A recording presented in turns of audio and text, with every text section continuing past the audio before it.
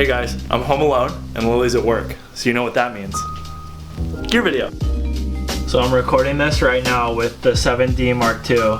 Can't really change the angle to see it, so I guess I'll take a video with another camera and maybe dub it. Before we get started, I want to say none of the stuff that I have is given to me except for some contests that I won. But that wasn't like, hey, use this product in your video or whatever, like show people that you have this to promote us. Like there's all stuff that I bought, like products that I like. None of this is sponsored or anything like that. So this is a real deal. So this is my main camera, my love, my beauty, my baby. The Canon 1DX Mark II. Super awesome, shoots 1080, 120, which is really good for slow-mo. Definitely love this camera. If you have $6,000 lying around, I highly recommend. I've got a couple L lenses. So this is the fisheye Canon 8-15. I primarily use this for underwater. It was always locked at 10 on the 7D, but then now that I'm on full frame, I got it at 15 all the time. Because you kind of get that circular effect. I'll show that right now. So you're seeing this circular effect on it, which isn't super favorable. It's okay for pictures maybe. I always try to think about like what Zach Noyle does because he's pretty good with it. Next, as we move up, the focal length is the Sigma 24 Art. So the Sigma Art lenses are super sick. So it's currently on Lily's film camera. This is a EOS 1N. You'll notice that there's no LCD on the back and there's not really any video function on it. That's because it uses film, which is kind of crazy. So my next lens is the Sigma 50 Art. Super good lens. So that 1.4 is how you get that really nice bokeh. Like see how everything in the background right now is all out of focus? So that's because I'm shooting at 1.8. Never get scared, never afraid of a challenge of shooting 1.8, you know. I like to keep that lens dirty, as you can see. Finally, we have, I think it's my most expensive lens, the 70-200 Mark II. So wouldn't be able to put this in a water housing. They make them for the 70-200 f4. This one's 2.8, it's a lot bigger. Kind of heavy. It's probably like as heavy as the 1DX2 is, but it's super legit for like the photos from shore. Like really like that, or to, you know, zoom in on the sun, like to make that really big sun for time lapses and stuff. I shot a couple 4K videos where I was trying to catch the green flash with this. Definitely a good move. I don't use it that much, unfortunately, but it is like a super sharp lens. Like you're definitely gonna hit focus with that. It's definitely gonna look sick. So next up on deck, I got that Ronin M. I had to get these extendo arms for it. If you have one, you'll notice that this is like super long.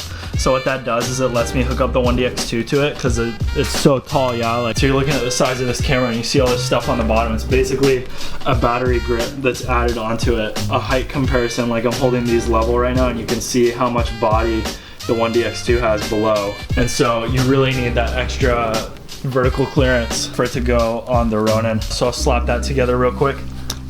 Blah, so that's done. Stabilize it by hand, like it looks close enough like that. I don't really use the arms that it came with because it's a pain in the ass to carry. I can't really travel with it or anything. And you'll see my shit's all banged up because I kind of just throw it in the bag that I have for it. Don't have a Pelican or anything. So it gets kind of messed up, but it's the insides that count, guys, come on. So I got that update on it, fuck a work cherry. You can see like, can do all these crazy moves with it and it stays like perfectly still. Like definitely works better on a lighter camera. This one's like obviously the heaviest that it can take, but it's like just so sick for getting those smooth angles like you see in my shots. You know, you're not gonna miss with this the way that you will with something else. You might also notice I don't have like a monitor or anything. I usually look through the screen like that. I got it tilted sideways so that I can see the screen. And it doesn't really matter, it doesn't do anything. So I can see what I'm shooting and it doesn't weigh any extra. Like I didn't have to buy all that extra stuff. Okay, next on deck, this is what everyone asks me about. Here it is, here you go. This thing is like super rugged, like can take it 60 meters it says, and you got that wide angle view through it, which is really cool. So next up on deck, you know, this is what we're all about, the water housings. So this one is for the 7D Mark II, retired. I let my homie use it sometimes. I don't really use it, I have it just for backup in case this one stops working.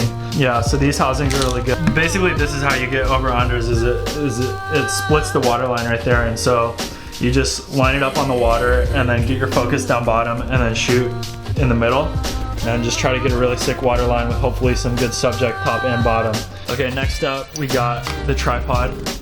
It's super sick how small this one gets. So this is me photo, like 150 or something, but honestly, like for a tripod that I never have to buy again and that I can depend on to get really good shots with, like because it's sturdy and like isn't gonna break randomly like my other cheap tripods, like, you know, it's not bad. Just got this yesterday, the Mavic Pro.